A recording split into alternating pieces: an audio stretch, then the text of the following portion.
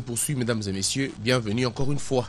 Les élections comme expression la plus démocratique, comme moyen de désignation des gouvernants par les gouvernés, à l'opposé des nominations perçues comme une entorse à la démocratie et aux valeurs cardinales des républiques. Il est donc important de voter et d'être voté. La RDC n'est pas en reste, les trains des élections est déjà en marche et l'État comme arbitre, les candidats et les électeurs doivent donc être prêts. Mais est-ce que c'est le cas en RDC? C'est ce que nous allons voir tout à l'heure avec notre invité, M. David Kalonji, qui est penseur libre, mais aussi un analyste politique. Il est notre invité, avec qui je dirais déjà bonjour. Bonjour. Bonjour, M. David Kalonji, vous êtes penseur libre, je viens de le dire tout à l'heure. Les élections approchent très vite et dans quelques mois, je dirais dans quelques semaines si vous voulez, le coup d'envoi sera déjà donné. Alors, quelle est votre analyse par rapport à ce train électoral? Moi, je me dis que d'abord, quand il faut parler des élections, comme mode de désignation, c'est dans un contexte. Le contexte où on se dit qu'on appartient à la nation, on appartient à une patrie, et autrement dit, on est véritablement peuple congolais. Être peuple congolais, c'est d'abord dans l'esprit. C'est un problème de confiance. On est congolais. Être juriste, politique, ou encore, je ne sais pas que sais-je, on le devient. Mais d'abord, on est congolais. Donc la nation, c'est dans la tête.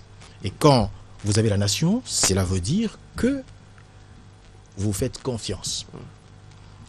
Malheureusement, c'est l'impression que moi j'ai, la confiance n'est plus. Qui n'a pas confiance en quoi? Apparemment, on est en train de se soupçonner de part et d'autre. Voilà. Observez que l'opposition pose un bon nombre des conditions.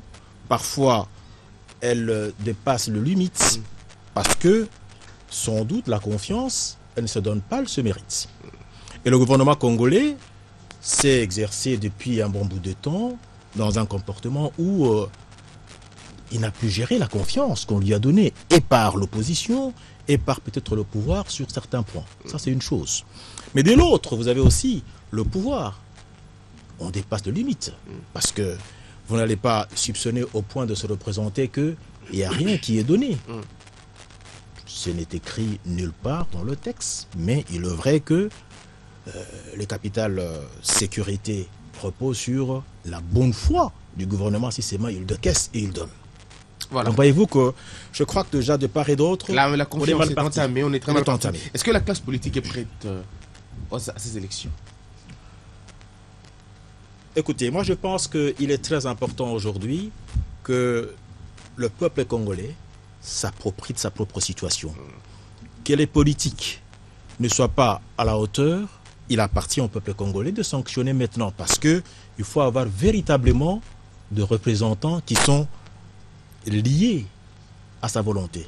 Et nous constatons curieusement qu'il y a parfois des fuites en avant, il y a parfois des faux fouillants, mais qu'en réalité, dans le soubassement, il y a vraiment une impréparation. Une impréparation. Pas, voilà. Alors on parle aussi de l'opposition qui s'agite, selon certaines personnes, vous avez parlé de l'agitation tout à l'heure, de l'agitation au lieu de se préparer. Pensez-vous que c'est aussi, encore une fois, un fruit de l'impréparation ou alors de la crainte d'affronter la réalité des choses? De la crainte, je ne pense pas. Mais je l'ai dit tout à l'heure, la confiance, elle ne se donne pas. Et puis je crois que être politicien de l'opposition, il faut être en collaboration sur le plan de l'esprit national, envie de préserver quelque chose avec le gouvernement. Mais est-ce que le gouvernement de tout le temps, il est resté celui qui répond selon le texte et le respect de règles élémentaires de la démocratie? Ça, c'est un élément très important.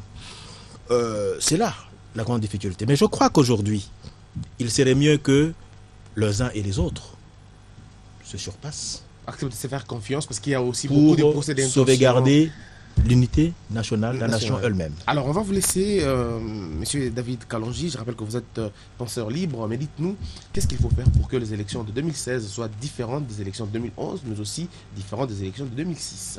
D'abord, la première des choses, c'est qu'il faut une large cohésion nationale, une grande participation de la population congolaise.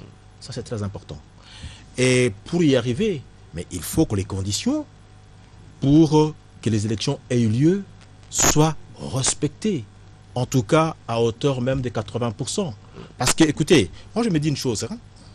On a connu maintenant 3 élections. Il faut qu'on enregistre des avancées tout à fait significatives. Donc, ce que nous avions connu comme par exemple les difficultés à la première législature, il faut aujourd'hui qu'on essaie de pallier avec ceux qui en ont connu aussi à la deuxième législature. Donc, quelque part, c'est que le gouvernement arrive à mettre le poids qu'il faut dans cette question pour donner les moyens nécessaires et jouer les francs jeux en vue de laisser justement chaque composition de jouer véritablement son rôle. À ce niveau-là, j'aimerais bien préciser une chose. Allez-y. Regardez un tout petit peu de quelle manière, par exemple, nos amis de la Commission électorale indépendante réagissent. Ils sont définis comme étant commission électorale indépendante, c'est-à-dire nationale indépendante. C'est-à-dire que ils sont tout à fait indépendants, mais ils ont un devoir, c'est celui de rendre compte à la nation. Rendre compte à la nation, c'est pas au gouvernement. Et quand on pose la question sur le fonctionnement, les difficultés, on a l'impression qu'ils ont le regard tourné vers le gouvernement. Et c'est un peu vice-versa. Mais qu'en réalité, non, on n'a pas que le devoir à rendre au gouvernement, mais on a le devoir à rendre et à la nation. C'est-à-dire qu'il faut mettre tout le monde à l'aise, et l'opposition, et le pouvoir, et la société civile, mais tout en courant derrière le moyen qu'il faut pour qu'il y ait une large participation du peuple congolais. Merci beaucoup, M. David Kalonji. Vous êtes penseur libre. Penseur, merci beaucoup. Voilà, fidèles téléspectateurs 12-13 se poursuit. Nous allons recevoir un autre invité tout à l'heure. Mais la grande question qu'on se pose, est-ce que la CENI n'a pas un devoir d'ingratitude vis-à-vis des personnes qui les ont déléguées là-bas? Ça sera une question peut-être ouverte à vous de répondre.